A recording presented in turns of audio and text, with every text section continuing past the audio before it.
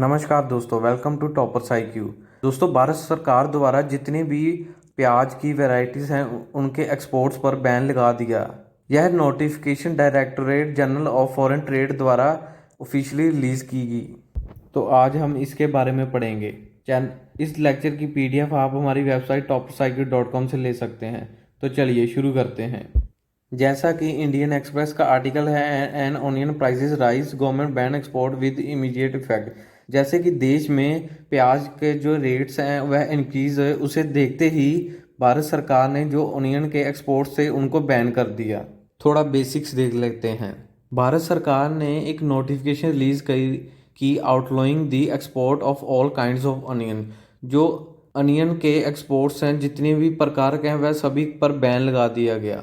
मगर दोस्तों, यह बैन 3 महीने बाद इम्प्लीमेंट हुआ, जो कि इसेंशियल कमोडिटीज एक्ट 1955 में संशोधन किया गया। जो चेंजेस किए गए उसके 3 महीने बाद इस बैन को अनाउंस किया गया। दोस्तों, इस साल प्याज की काफ़ी बढ़िया फसल हुई थी, लेकिन फिर भी बैन क्यों लगाया गया? प्याज के बैन पर सरकार ने 2 रीज़न बताए। उनका पहला रीज़न था कि जो होलसेल प्राइस थे अनियन के, वो स्टेडली इंक्रीज हो रहे थे। मगर हम देखें तो प्याज की, जो कि हर घर में वरतों होती है, वो स्टेडली इंक्रीज हो रहे जा रहे थे। और दूसरा उन्होंने कारण बताया कि भारत सरकार का कंज्यूमर फूड प्राइस इंडेक्स है, उसमें काफ़ी प्राइस का इंक्रीज देखने को मिला। इस साल भारत में प्याज का काफ़ी स्टॉक इंक्रीज होने के कारण, मगर फिर भी मार्केट में प्याज का इतना रेट इंक्रीज क्यों हुआ? अगर इस साल की हम बात करें तो अगस्त में काफ़ी हैवी रेनफॉल हुई थी, जिससे जो रेडी क्रॉप थी उन पर बैडली इम्पैक्ट पड़ा और काफ़ी फसलें ख़राब होने के कारण जो मार्केट थी उस पर भी काफ़ी इम्पैक्ट पड़ा। जो प्याज के स्टॉक थे इन मध्य प्रदेश, गुजरात एंड कुछ महाराष्ट्र के पार्ट्स, उन पर काफ़ी अफेक्ट पड़ा था इस बारिश के कारण। क्या प्याज पर एक्सपोर्ट का बैन लगाने से जो प्राइस है वह रिड्यूस होगा? अगर हम थोड़ा डेटा चेक करें तो भारत सरकार का कहना है कि अगर हमारी मार्केट में प्याज का काफ़ी स्टॉक होगा तो उसका प्राइस भी कम इंक्रीज होगा। और साथ ही जो मार्केटर्स एंड ट्रेडर्स हैं वह अपने पास कम रिजर्व करेंगे प्याज को। और जो कि प्याज की अगली फसल नवंबर में आएगी, तब तक जो प्याज के जो प्राइजेस हैं वो इतने भी इंक्रीज नहीं होंगे जितने इस समय हैं। दोस्तों, भारत सरकार का कहना है कि अगर हम जो प्याज के एक्सपोर्ट्स हैं उन्हें बंद कर दे, तो अगर वह अब हमारी मार्केट में रहें तो हमारे पास काफ़ी स्टॉक होगा, जिसके कारण कंजप्शन तो उतनी ही रहेगी प्याज की, मगर उससे जो प्राइस हैं प्याज के वह कम इंक्रीज होंगे। अगर हम इन्हें एक्सपोर्ट करते हैं तो हमारे मार्केट में जो रिजर्व्स हैं जो अनियंस के, वह कम हो जाएंगे और उसके कारण डिमांड तो थोड़ी सी इंक्रीज हो सकती है, मगर जो प्राइस है वो शार्पली इंक्रीज होंगे। तो इसी के कारण भारत सरकार ने यह निर्णय लिया।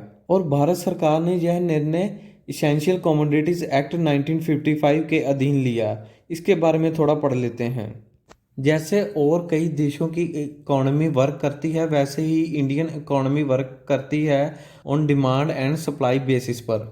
जो प्राइजेस होते हैं इसेंशियल कमोडिटीज़ के, वह डिमांड और सप्लाई पर डिपेंड करते हैं, और वह डिमांड और सप्लाई ही उन प्राइस को डिसाइड करती है।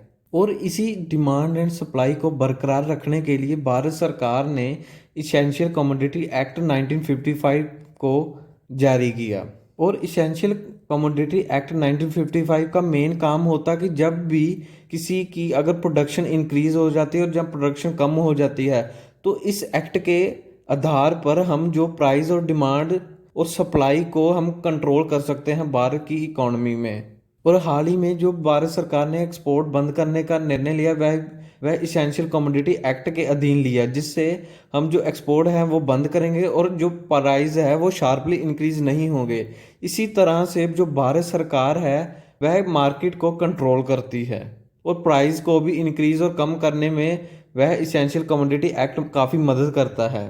और हाल ही में इस इसेंशियल कमोडिटी एक्ट्स में काफ़ी बदलाव लाए गए, वह देख लेते हैं। सेंट्रल गवर्नमेंट ने इसेंशियल कमोडिटी एक्ट को अमेंडमेंट किया, जिसमें उन्होंने इम्पोज किया कि स्टॉक की लिमिट और मूवमेंट रिस्ट्रिक्शन पर हम बंधक लगाएंगे।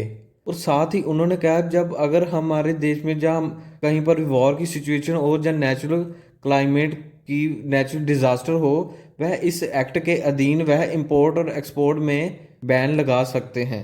और अगर हम करंट सिनारियो की बात करें तो जैसे मध्य प्रदेश में और काफ़ी अन्य और राज्यों में जो हैवी रेनफॉल होने के कारण जो प्याज की फसल थी वो काफ़ी डैमेज हुई है। इसी को मद्देनज़र रखते भारत सरकार ने इसेंशियल कमोडिटी एक्ट के अधीन एक्सपोर्ट्स को बैन लगाया और साथ ही प्राइस को कंट्रोल किया। So for the time being ये है एंड इस वीडियो का। चैनल को सब्सक्राइब और लाइक करना मत भूलिएगा। धन्यवाद।